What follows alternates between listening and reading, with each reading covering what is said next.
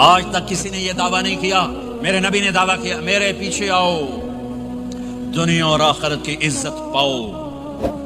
ایک بدو آیا کہنے لگا اے محمد. آپ نے کہا لبیک. آپ بدتمیزی کے جواب ہمیشہ محبت سے دیتے تھے. آپ نے کہا لبیک. کہنے لگا 3 باتیں سمجھ میں نہیں آتی تمہاری. آپ نے کہا کیا؟ کہ تم کہتے ہو ہم باپ دادے کا دین چھوڑ کر تیرے دین پر آئیں گے, ہم کیوں چھوڑیں گے؟ اچھا. اور کہ تم کہتے ہو روم فتح ہو جائے گا, ایران فتح ہو جائے گا, اتنے بڑے بادشاہ یہ تیرے فقیر بندے کیسے فتح کریں گے؟ اچھا. تیسری کہ تم کہتے ہو مر کے مٹی ہو کر پھر زندہ کیے جائیں گے. کون زندہ ہوا ہے آج تک؟ کوئی پیو دادا ساڈا اٹھی تھے قبریں سارے موئے پہ کتھوں آ گئے؟ آپ مسکرائے. آپ نے کہا لعلک تطول بک الحیا, انشاءاللہ تیری زندگی لمبی ہوگی تو دیکھے گا سارا عرب میرا کلمہ پڑھے گا, ایران اور روم بھی ٹوٹ کے آئے گا, اور باقی رہے گی تیسری بات مر کے اٹھنے والی, تو اس دن تیرا ہاتھ پکڑ کے تجھے بتاؤں گا. تیسری گل پوری ہوئی کہ نہیں ہوئی؟ وہ کہنے لگا میں نہ مانوں, بڑا کوئی تکڑا ہے. واپس ہی ٹر گیا. جب مکہ فتح ہوا عرب مسلمان ہو گئے, کہنے لگے یہ غلطہ ہو گئی. حضرت عمر کے زمانے میں ایران بھی فتح ہو گیا اور روم بھی فتح ہو گیا. لبے دوئی بھی ہوگی کہ تری ہو ہی نہ جاوے بھلیا کلمہ پڑھ لے. تو اس نے کلمہ پڑھا اور ہجرت کر کے مدینے آ گیا اور زندگی مدینے گزاری. حضرت عمر جب وہ آتا ان کی مجلس میں, حضرت عمر اس کو فل پروٹوکول دیتے. تو صحابہ حیران ہوتے ایک بدو کے لیے عمر جیسا بندہ پروٹوکول کیوں دیتا ہے. تو ایک دن انہوں نے فرمایا میں تمہیں بتاؤں میں سے کیوں پروٹوکول دیتا ہوں. میں اس مجلس میں تھا جس میں یہ آیا تھا, اور اللہ کے نبی نے اسے فرمایا تھا قیامت کے دن تیرا ہاتھ پکڑ کے تجھے یاد دلاؤں گا کہ موت کے بعد زندگی ہے کہ نہیں. اور قیامت کے دن جس کا ہاتھ میرے نبی نے پکڑ لیا جنت میں پہنچانے سے پہلے کبھی نہیں چھوڑیں گے. لہٰذا یہ بڑا خصوصی آدمی ہے, اس کو میرے نبی نے پکڑ کے جنت میں پہنچانا ہے. میرے بھائی بہنوں میں یہ کہنے آیا ہوں اپنے ہاتھ چھڑا کر نبی کے ہاتھوں میں دے دو. میرے نبی ایک خوبصورت زندگی لے کر آئے جس میں کچھ حصہ عبادات کو مختصر عبادات ہیں. نماز 5 وقت ہے, باقی کچھ نہیں. روزہ سال کے بعد ہے, وہ ابھی آ رہا ہے. میرے نبی پہ 9 رمضان آئے, 9 میرے نبی پر 9 رمضان آئے. مدینہ جانے کے بعد ہجرت کے دوسرے سال شعبان کی 2 تاریخ کو پیر کے دن روزے کا فرض ہونا نازل ہوا, اور میرے نبی ستمبر میں پہنچے ہیں مدینہ منورہ, اور رمضان یوں پیچھے جا رہا ہے. ستمبر سے اگست میں آیا ہے, اگست سے جولائی میں آیا ہے, اور جولائی سے جون میں آیا ہے, اور میرا نبی اللہ کے پاس چلے گئے. سارا رمضان میرے نبی نے گرمی کا گزارا. 9 رمضان سارے گرمی کے روزے, اور میرے نبی کی سحری ہوتی تھی 2 کھجور اور 1 گلاس پانی پر روزہ رکھتے تھے عام طور پر. کبھی کبھی کھانے کو بھی مل جاتا تھا, لیکن 2-3 کھجوریں اور 1 گلاس پانی. اس پر میرے نبی نے 9 رمضان گزارے, اعتکاف کر کے دکھایا. پورا مہینہ 20 دن 10 دن, پھر ساری زندگی 10 دن کا اعتکاف فرمایا شب قدر کی تلاش میں, اور امت کو خوشخبری سنائی. بھائی رمضان آ رہا ہے تو میں تھوڑی سی تفصیل بتا دوں. میرے نبی منبر پر آئے, کہنے لگے ماذا یستقبلکم وماذا تستقبلون, وہ کون آ رہا ہے؟ صحابہ وہ کون آ رہا ہے؟ پھر ہم نے کہا وہ کون آ رہا ہے؟ حضرت عمر کھڑے ہو گئے, یا رسول اللہ اوحی نزل, کیا کوئی وحی آ گئی؟ کرنا کیا کوئی دشمن آ گیا؟ نہیں. تو پھر کون آ رہا ہے؟ آپ نے کہا رمضان آ رہا ہے, رمضان آ رہا ہے. جنت کے دروازے کھل گئے, جہنم کے دروازے بند ہو گئے, رات کی تراویح کی نماز ملی. آپ کا رمضان آج کل بڑا اوکھا ہوگا لیکن اجر بھی بڑا ہوگا. میں نے 1 دن پہلے واپسی رکھی بھی, 18 گھنٹے کون ہی تھے بخار ہوئے. آپ تو پھنسے ہوئے, میں تو نہ پھنسوں. تو پھر اس کا اجر بھی اس کے مطابق ہوگا, اجر بھی اس کے مطابق ہوگا. تو میرے نبی کا سارا رمضان گرمیوں میں گزرا ہے, گرمیوں میں گزرا ہے. اور آپ نے 3 دن تراویح کی نماز پڑھائی. پہلے کسی امت پہ تراویح نہیں آئی, ہماری امت اس امت پہ تراویح کی نماز آئی. پہلی امت کا روزہ مشکل, تو ہمیں ایک آسانی ملی, قیس بن سلمہ. پہلی امت کا روزہ 24 گھنٹے 24 گھنٹے 24 گھنٹے. جب ہمارے اوپر رمضان آیا 24 گھنٹے. پہلا روزہ, دوسرا روزہ. قیس بن سلمہ ایک صحابی ہیں, اونٹ چرانے والے. اگلا روزہ کیسے شروع ہوتا تھا؟ سورج ڈوبنے کے بعد آنکھ لگ گئی, روزہ شروع ہو گیا, روزہ شروع ہو گیا. جب تک جاگ رہے ہو کھاتے رہو, آنکھ لگی روزہ شروع ہو. یہ گھر آئے, کہنے لگے بیوی سے کوئی افطاری ہے؟ کہنے لگے ویلے بیٹھے ہیں, کشا کوئی نہیں. پھر کہنے لگے تو اتنا تھک کے آیا ہے تو چلو میں تیرے لیے کچھ انتظام کر کے لاتی ہوں. اب یہ تھکے ہوئے آئے تھے, یہ لیٹے اور آنکھ لگ گئی. سورج ڈوب گیا، بیگم کو آنے میں دیر ہو گئی، جب وہ آئی دیکھا تو سوئے ہوئے، کہا لگتا ہے ابن سریما، ارے سریما کے بیٹے تیرا تو کم ہو گیا۔ ان کی آنکھ کھلی، کیا ہوا؟ کہ اگلا روزہ شروع ہو گیا۔ تو ظہر کی نماز میں آئے مسجد میں تو بے ہوش ہو کے گر گئے، تو اللہ کے نبی نے پوچھا اس کو کیا ہوا؟ کہ یا رسول اللہ یہ سحری کے بغیر روزہ شروع کر دیا۔ تو میرے نبی کا دل ایک دم مٹھی میں آیا، تو میرے اللہ نے قرآن اتارا، چل میرے حبیب آپ کو رنجیدہ نہیں دیکھ سکتا، آپ کی امت کو اجازت ہے سحری تک کھاؤ، کلوا واشربوا حتی یتبین لکم الخیط الابیض من الخیط الاسود من الفجر ثم اتموا الصیام الی اللیل۔ رات کو آسانی کر دی، کھاؤ پیو۔ پہلے جب روزہ شروع ہوا تو ہر شے حرام ہوگی، بیوی بھی حرام ہوگی، خامد بھی حرام ہوگا، ہر شے حرام ہوگی۔ ایک دو واقعات اس طرح اوپر نیچے آئے کہ میرے رب نے سارا نظام بدل۔ ایک اور بدو آ گیا، یا رسول اللہ میں تو مارا گیا۔ آپ نے کہا کیا ہوا؟ کہ میں روزے کی حالت میں بیوی کے پاس چلا گیا۔ آپ نے کہا اچھا تو غلام آزاد کر۔ کہ میں غریب بندہ کہاں سے غلام آزاد کروں؟ آپ نے کہا تو پھر 60 مسکینوں کو روٹی کھلا۔ کہنے کا میں آپ مسکین ہوں، میں کتوں روٹی کھواؤں؟ آپ نے کہا اچھا پھر 60 روزے رکھ۔ کہنے کا ایک روزے آئے کم کیتا، 60 روزے کتوں؟ ایک روزے میں یہ چاند چڑھایا، 60 روزوں میں کیا کروں گا؟ تو آپ بڑا ہنسے۔ آپ نے کہا اچھا بیٹھ جا۔ تھوڑی دیر گزری تو ایک صحابی آئے، یا رسول اللہ یہ صدقے کی کھجوریں ہیں۔ تو آپ نے او بھائی کتنے ہیں؟ جو بیٹھا کیوں رہا، یہ لے جا اور مدینے کے 60 غریبوں کو دے دے۔ وہ کہنے لگا یا رسول اللہ اللہ کی قسم مدینے میں مجھ سے بڑا غریب کوئی نہیں، تسی یہ نہیں کرو، میرا جرمانہ مینوں ہی حلال کرو۔ تو آپ اتنا ہنسے کہ یہ دانت نظر آنے، یہ داڑے نظر آئے، اتنا ہنسے یہاں تک آخری دانت نظر آنے لگے۔ آپ نے کہا اچھا بھائی تیرا جرمانہ تینوں ہی حلال کیتا، پر اور کسی واسطے نہیں، صرف تیرے واسطے۔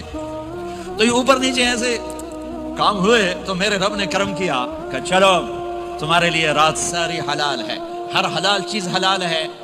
سحری کے بعد ختم، تو روزہ کھانے کا ٹائم تبدیل کیا، ایک نماز کا اضافہ کیا، تراویح۔ وہ چونکہ مشکل ہوتی ہے تو اللہ نے اجر بڑھا دیا۔ میرے نبی نے خوشخبری سنائی، میری بات دھیان سے سننا، رمضان آنے والا ہے، تراویح آنے والی۔ تراویح کے ہر سجدے پر 1500 نیکی، 1500 نیکی۔ یہاں کی سب سے بڑی مسجد کون سی ہے؟ جامعہ اسلامیہ حسنہ کی مسجد والے 1500 نیکی آپ کو سمجھ میں نہیں آئے گی۔ ایک چھوٹا سا اشتہار لگا دیں، جو ہماری مسجد میں تراویح پڑے گا اس کو $15 ملیں گے، ہر سجدے پہ $15۔ اگلے دن تسی دادیاں بھی چاہ کے لے جاؤ، تو دادیاں تے تہاڈی لڑائی شروع ہو جاؤ، اما تو میرے نال ٹر، دادی تو میرے نال ٹر۔ میرے نبی کی خوشخبری 1500 نیکی، 3 سیکنڈ کا سجدہ، ہر سجدے پر جنت میں سرخ یاقوت کا ایک محل جس کے 60,000 سونے چاندی کے دروازے۔ تسی ایک گھر لے کے ساری زندگی قرضے لائی رکھ دے ہو نہیں؟ ایک سجدے پر، ایک سجدے پر، ایک سجدے پر جنت میں اتنا بڑا گھر کہ 60,000 سونے چاندی کے دروازے، ہر سجدے پر جنت میں ایک درخت سونے چاندی کا جس کا نیچے 100 سال گھوڑا دوڑ سکے۔ ایک روزہ، ایک روزہ۔ رمضان کا کبھی سوچا رمضان کا مطلب کیا ہے؟ رمضان کو رمضان کیوں کہتے ہیں؟ اللہ نے 11 مہینوں کے نام عربوں سے رکھوائے اور روزے کے مہینے کا نام خود رکھا قرآن میں، شہر رمضان الذی انزل فیہ القرآن۔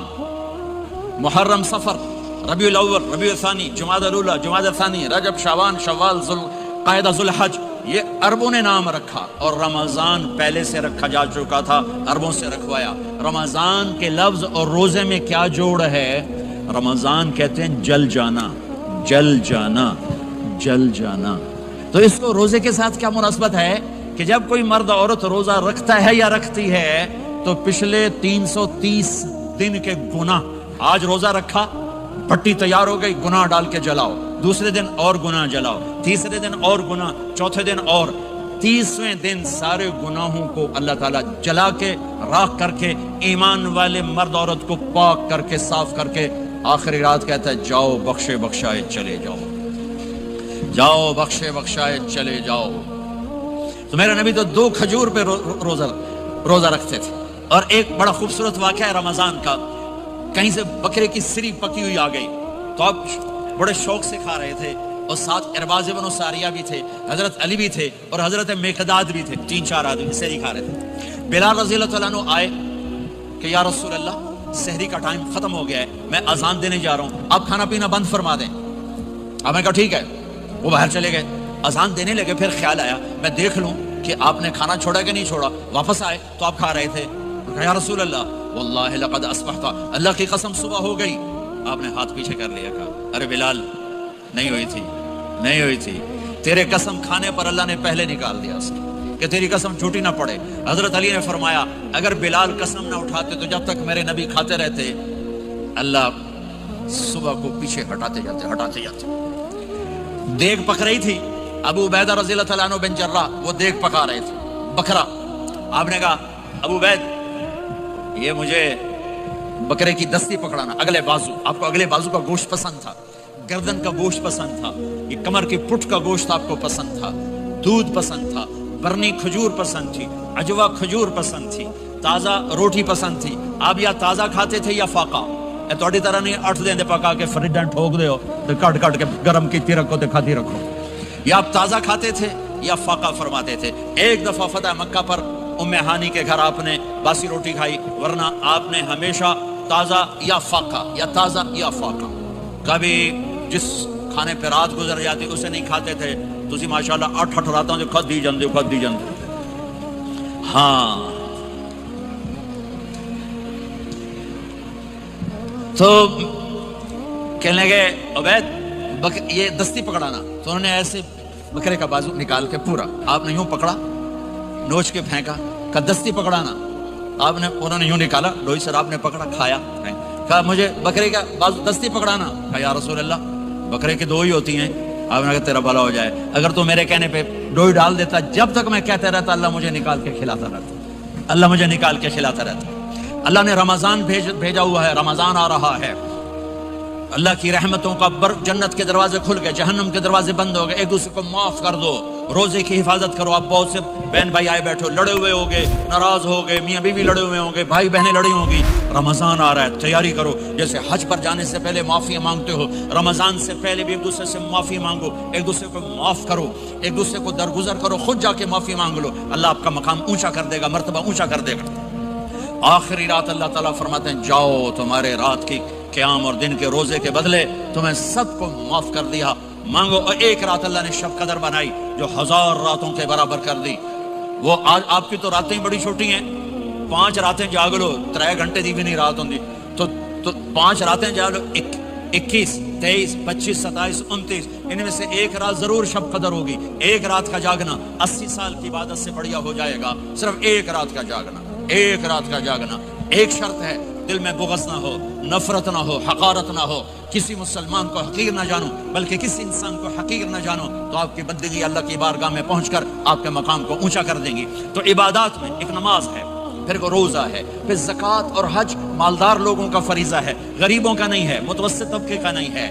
تو عبادات کا جو نصاب ہے بڑا مختصر ہے، 5 نمازوں پہ کتنا وقت لگتا ہے، روزے سال کے بعد آتے ہیں، گنجائش ہے، بیمار و بعد میں رکھ لو، مریض و بعد میں رکھ لو، زکوٰۃ سارے سال میں کسی وقت دے دو، حج زندگی میں کسی وقت کر لو، یہ ایک چھوٹا سا نصاب ہے۔ دوسرا میرے نبی کی زندگی کا پہلو جسے میں ہائی لائٹ کرنا چاہتا ہوں، جو نمایاں ہے، جو روشن ہے، وہ میرے نبی کی زندگی ہے، وہ میرے نبی کے اخلاق ہیں، وہ میرے نبی کا درگزر ہے، میرے نبی کا پیغام محبت ہے۔ میرے نبی نے فرمایا اسلام کا سب سے مضبوط عمل کیا ہے؟ ایو اور الاسلام اوثق، صحابہ نے کہا الصلاۃ، نماز، آپ نے کہا نہیں، جہاد، آپ نے کہا نہیں، روزہ، آپ نے کہا نہیں، حج، آپ نے کہا نہیں، اسلام کا سب سے مضبوط عمل کیا ہے؟ صحابہ، نماز، جی نہیں، جہاد نہیں، روزہ نہیں، حج نہیں۔ اچھا یا رسول اللہ پھر کیا ہے؟ سنو اور سے توجہ سے، میرے نبی نے فرمایا اسلام کا سب سے مضبوط عمل آپس میں محبت کرنا ہے، اللہ کے لیے محبت کرنا ہے، اللہ کے لیے محبت کرنا ہے، اللہ کے لیے محبت کرنا ہے۔ اسلام پیغام محبت ہے، میرے نبی کی زندگی محبت کی پوری تصویر ہے، کسی سے نفرت نہیں، بغض اللہ کے لیے، محبت اللہ کے لیے، یہ اسلام کا سب سے مضبوط عمل ہے۔ میرے بھائیوں، میری بہنوں، اب دور دراز جگہ میں ہو، اب آپ یہیں کے جن کے پاس پاسپورٹ ہیں وہ یہیں کے شہری ہیں. یہ آپ کا دیس ہے, یہ آپ کا وطن ہے, اسے محبت سے بھرو. پاکستان کی نفرتیں یہاں نہ زندہ کرو, ہندوستان کی نفرتیں, بنگال کی نفرتیں یہاں مت زندہ کرو. آپس میں امت بن کے رہو, مذہب کے نام پہ مت لڑو.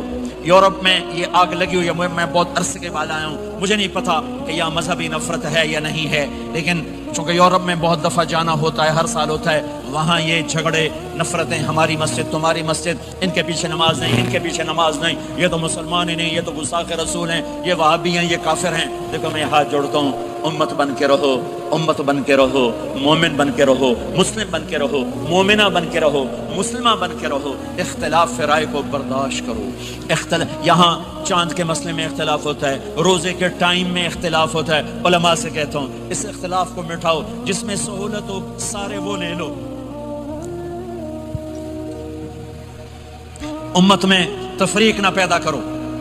یہ علماء کے سامنے ہاتھ جوڑتا ہوں, جس میں امت کو زیادہ سہولت ہو. ما خیر بین امرین الا اختار ایسرہما. دو کام جب میرے نبی کے سامنے ہوتے تھے, جو مشکل ہوتا تھا چھوڑ دیتے تھے, جو آسان ہوتا تھا لے لیتے تھے.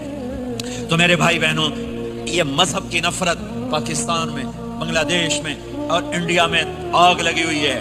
امت بن کے رہو, امت بن کے رہو. اگر آپ اور میرا مسائل میں اختلاف ہے تو یہ ہماری محبت کو نہ ختم کرے, ہمارے تعلق کو نہ ختم کرے, ہماری نفرتیں نہ پیدا ہوں. اختلاف رہا شروع سے تھا, آج بھی ہے, آئندہ بھی رہے گا, لیکن اللہ کے واسطے, اللہ کے واسطے, اللہ کے واسطے اس کو محبت میں بدلو, اس سے محبت میں بدلو, اس سے محبت میں بدلو. اختلاف رائے کو برداشت کرو. مذہب کے نام کی نفرت کو ہوا نہ دو, ہوا نہ دو, اس کو ٹھنڈا کرو, اس پر پانی ڈالو, اسے بھڑکاؤ نہیں, اس پر پانی ڈالو. میرے نبی نے عبداللہ بن ابی سے نباہ کر کے دکھا دیا, جو منافقوں کا سردار, باقی منافقوں کا تو کسی کو پتہ نہیں تھا سوائے میرے نبی کے. عبداللہ بن ابی کا منافق ہونا سب کو معلوم تھا, یہ منافق ہے, اور آپ کے پیچھے نمازیں پڑھتا رہا. آپ نے اس کے اپنے ساتھ رکھا, آپ پانی پی رہے تھے. عبداللہ بن ابی کے بیٹے عبداللہ پکے صحابی تھے. کہنے لگے یا رسول اللہ تھوڑا پانی تو بچا دیں. آپ نے کہا کیا کرو گے؟ کہا اپنے باپ کو پلاتا ہوں, شاید ایمان مل جائے. آپ نے پکڑا دیا, گھر آیا, کہا ابا یہ پانی پی لے. کہنے لگا یہ کیا ہے؟ کہ یہ میرے نبی کا بچا ہوا پانی ہے, پی لے شاید تجھے ایمان مل جائے. سنو, کہنے لگا وہاں سے کسی کا پیشاب لیا وہ پی لوں گا, یہ نہیں پیتا. کسی کا پیشاب لیا وہ پی لوں گا, یہ نہیں پیتا. وہ واپس جا کر کہنے لگا یا رسول اللہ اجازت ہے میں اس کا سر اڑا دوں؟ آپ نے کہا نہیں, تیرا باپ ہے, یہ کام نہیں کرنا. میں نہیں چاہتا کہ لوگ کہیں محمد اپنے ساتھیوں کو قتل کرتا ہے. اور جب وہ مرا کم وقت ان کے بیٹے آئے, یا رسول اللہ میرے باپ کو جنازہ پڑھائیں گے؟ آپ نے کہا پڑھاؤں گا. کفن دیں گے؟ کہا دوں گا. کہ اپنا کرتا دے دے. آپ نے کرتا اتار کے دیا, جا اس کو کفن دے دو, شاید کم وقت بخشا جائے. اور اب اتنی نفرت ہے کہ ایک دوسرے کا جنازہ بھی نہیں پڑھتے, سلام بھی نہیں کرتے, مسجدوں میں لڑائیاں ہو رہی ہیں. آپ نے کرتا دیا, اس کو پہنایا, آپ جنازے کے لیے کھڑے ہوئے, حضرت عمر آگے آ گیا. یا رسول اللہ آپ کو پتہ یہ کون ہے؟ کہ عمر مجھے بتاتے ہو یہ کون ہے؟ مجھے نہیں پتا کون ہے. کہ اس کا آپ جنازہ کیوں پڑھ رہے ہیں؟ کہ اللہ نے کہا ہے پڑھ یا نہ پڑھ میں معاف نہیں کروں گا, تو میں پڑھتا ہوں شاید اللہ معاف کر دے. یہ میرے نبی کے اخلاق ہیں, یہ میرے نبی کے اخلاق ہیں, یہ میرے نبی کی خوبصورت زندگی ہے. آپ نے جنازہ پڑھا دیا, پھر اس کے دفن میں شریک ہوئے. آپ پیچھے پہنچے تو وہ قبر میں اتار دیا تھا, کہ باہر نکالو. قبر سے باہر نکال کے اپنے لعاب تھوک کو منہ سے نکال کر اس کے منہ میں ڈالا, کہ شاید اس کی بخشش ہو جائے. اس کو دیکھ کر 100 منافقوں نے کلمہ پڑھا. کتنا بڑا خلق صرف نبی کا ہی ہو سکتا ہے. تو میرے بھائی بہنوں, بہت بڑا مجمع آیا ہوا ہے. میرے نبی کی زندگی کا دوسرا پہلو, میرے نبی کی زندگی, معاشرت, پاکیزہ اخلاق, محبت بھرا پیغام, ماں باپ کے لیے, بیوی کے لیے, بیوی کا خامد کے لیے, بہن بھائیوں کا ایک دوسرے کے لیے. یہ ایک خوبصورت زندگی ہے جو آج ہم بھول چکے ہیں, مٹ چکی ہے, مٹا چکے ہیں. میرے نبی کے خوبصورت اخلاق, میرے نبی کا درگزر کرنا, میرے نبی کا معاف کرنا. 21 برس قتل کے منصوبے بنانے والوں کو آپ نے کہا, مکے والے جاؤ معاف کیا, جاؤ معاف کیا, ایک جملے پر جاؤ معاف کیا. یہ میرے نبی کا پیغام ہے. میرے نبی کے اخلاق سچائی, میرے نبی کے اخلاق دیانتداری, میرے نبی کے اخلاق صدق و امانت. سب سے زیادہ ہائی لائٹ جو مکی زندگی میں آپ کی صفت ہوئی, صادق, امین, سچا, امانت دار, سچے امانت دار. میرے نبی سے پوچھا گیا یا رسول اللہ مسلمان بزدل ہو سکتا ہے؟ کہا ہاں. کنجوس بخیل ہو سکتا ہے؟ کہا ہاں۔ یا رسول اللہ مسلمان جھوٹ بول سکتا ہے؟ کہا نہیں، جھوٹ نہیں بول سکتا۔ میرے نبی نے فرمایا یتبع المؤمن علی الخصال کلھا، ہر مسلمان مرد عورت بڑے سے بڑا گناہ کر سکتا ہے، لیکن اگر میرا امتی ہوگا دو نہیں کرے گا، دو نہیں کرے گا، دو نہیں کرے گا۔ ایک جھوٹ کبھی نہیں بولے گا، ایک دھوکہ کبھی نہیں دے گا۔ ایک جھوٹ نہیں بولے گا، ایک دھوکہ نہیں دے گا۔ ایک جھوٹ نہیں بولے گا، ایک دھوکہ نہیں دے گا۔ اور جب اللہ تعالیٰ جنت میں سب سے پہلے اپنا دیدار کرائے گا سب کو جنت میں، بھائیو یہ تو کوئی زندگی کوئی نہیں ہے۔ جب مال جمع ہوتا ہے تو موت آ چکی ہوتی ہے۔ اب لوگ یہاں ہجرت کر کے آئے، بنتے بنتے کچھ بنے تو موت دستک دینے لگی، گھٹنے درد کرنے لگے، آنکھوں پہ چشمے چڑھ گئے، سوٹیاں ہاتھ میں آ گئیں۔ جب مال سے نفع اٹھانے کا وقت آیا تو موت سر پہ آ گئی۔ یہاں کا ہر انسان اس مشکل میں گرفتار ہے۔ جب اپنی دنیا سے کمانے کا، حاصل کرنے کا وقت آتا ہے تو موت دستک دے رہی ہوتی ہے، اور موت تھوڑا پیچھے ہٹ جائے تو بڑھاپا تنگ کرنے آ جاتا ہے، بیماریاں تنگ کرنے آ جاتی ہیں، پریشانیاں سر پہ آ جاتی ہیں۔ موت کے بعد اگر اللہ راضی ہو گیا تو جنت کی زندگی شروع ہونے والی ہے۔ جنت کی زندگی شروع ہونے والی ہے جس میں اللہ تعالیٰ سب سے پہلا جو ویلکم کرے گا جنت والوں کو، وہ یہ نہیں کہے گا میرے ایمان والے آ گئے، تہجد والے آ گئے، نمازی آ گئے۔ پوری تفصیل سنو۔ اللہ تعالیٰ جب جنت میں بٹھا دے گا جنتی مرد، جنتی عورت۔ ہمارے ابا اور اماں کا قد کتنا تھا کچھ پتہ ہے؟ 130 فٹ۔ کتنا بھائی؟ 130 فٹ۔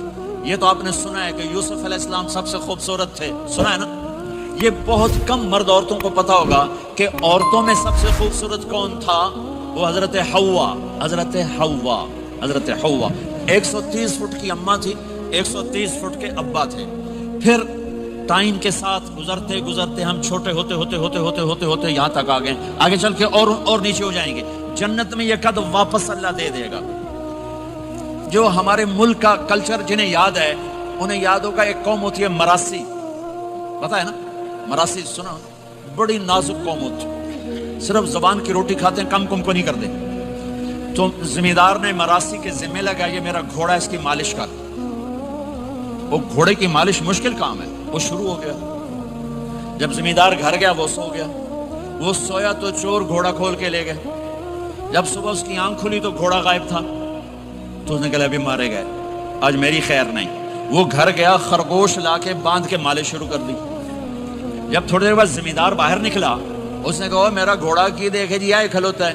اس نے کہا تیرا ستیہ ناس ہوئے، گھوڑا ہے تو خرگوش ہے، صحیح گھوڑا ہے، ساری رات مالش کی تھی، گھس گھس گھس گھس گھس گھس کھاتے اے آ کھلوتا۔ ہمارے اماں ابا تھے 130 فٹ، میسج آف ٹائم، گھستے گھستے گھستے یہ ہمارے قد آ گئے۔ جنت میں پھر اللہ واپس کرے گا 130 فٹ۔ ایک عرب نوجوان کہنے لگا اتنے قد کی کیا ضرورت ہے، ہمیں اتنا ہی کافی ہے۔ میں نے کہا تو یہ بتایا جنت کی کھجور کتنی لمبی ہے؟ کھجور درخت نہیں، پھل دانا کا نہیں۔ میں نے کہا جنت کی کھجور 25 فٹ لمبی ہے، دانا 25 فٹ کا ایک دانا ہے۔ وَتَمْرَتُهَا 12 ذِرَاعًا، تو ہے 5 فٹ، تو کھجور کے نیچے سے گزرا، اوپر سے ایک دانا تیرے سر کے اوپر گرا، تو وچے مر جاؤں۔ پھر مسرات سے معذرت کے ساتھ جنت کی حور کا قد ہے 130 فٹ اور تو گیا 5 فٹ، وہ تو تجھے جیب میں ڈال لے گی۔ پھر پوچھے میرا ہسبینڈ کدھر گیا ہے؟ اور وہ جو لباس پہنتی ہے، لباس وہ 3 میل کے ریڈیس میں گھومتا ہے، 3 میل 3 مائل 3 مائل کے ریڈیس میں اس کا لباس گھومتا ہے۔ کسی ایک بو جج پا کے انہیں بھول جاؤنی کہ ہسبینڈ گیا کدھر۔ لہٰذا تمہیں بھی 130 فٹ کرے گا، ان کو بھی 130 فٹ کرے گا، اور وہ جنت کی لڑکیاں تو پہلے 130 فٹ ہیں۔ ام سلمہ نے پوچھا یا رسول اللہ جنت کی عورت کا درجہ بڑا ہے یا ایمان والی عورت کا؟ آپ نے کہا ایمان والی عورت کا۔ کہا وہ کیوں؟ کہا بصلاتہن وصیامہن وعبادتہن، جنت کی عورت نماز نہیں پڑھتی، ایمان والی عورت نماز پڑھتی ہے۔ جنت کی عورت روزہ نہیں رکھتی، ایمان والی عورت روزہ رکھتی ہے۔ جنت کی عورت عبادت نہیں کرتی، ایمان والی عورت عبادت کرتی ہے۔ اس کے بدلے میں اللہ تعالیٰ ان کو جنت کی عورتوں سے عالی مقام نصیب فرمائے گا، اور ایمان والی عورت جنت کی عورت سے 70,000 گنا زیادہ خوبصورت ہو جائے گی، 70,000 گنا زیادہ خوبصورت۔ اور جنت میں ایک مقابلہ ہوگا، ایمان والی عورتیں جنت کی عورتیں کٹھی، جنت کی عورتیں کہیں گی زندہ رہیں موت نہ آئی، جوان رہیں بڑھاپا نہ آیا، ہمیشہ راضی رہیں ناراض نہ ہوئی، ہمیشہ ساتھ دیا چھوڑا نہیں۔ اور دنیا کی عورت میں یہ ساری باتیں ہیں، موت بھی آئی، بڑھاپا بھی آیا، لڑائیاں بھی ہوئیں، جھگڑے بھی ہوئے، جدائی بھی ہوئی۔ نیک سے نیک عورت 89 کا حج تھا تو ہم بارڈر پہ بیٹھے تھے مینا کے مزدلفہ کے ساتھ، بھئی فجر کی نماز پڑھیں گے اور نکل جائیں گے۔ تو ایک بڈھا بڈھی نیک ہی تھے جو حج کے لیے چلتے چلتے آ کے ہمارے پاس بیٹھ گئے تھے، ہمارے علاقے کے، ہماری زبان تھی، یہاں نہ بیٹھو، پیچھے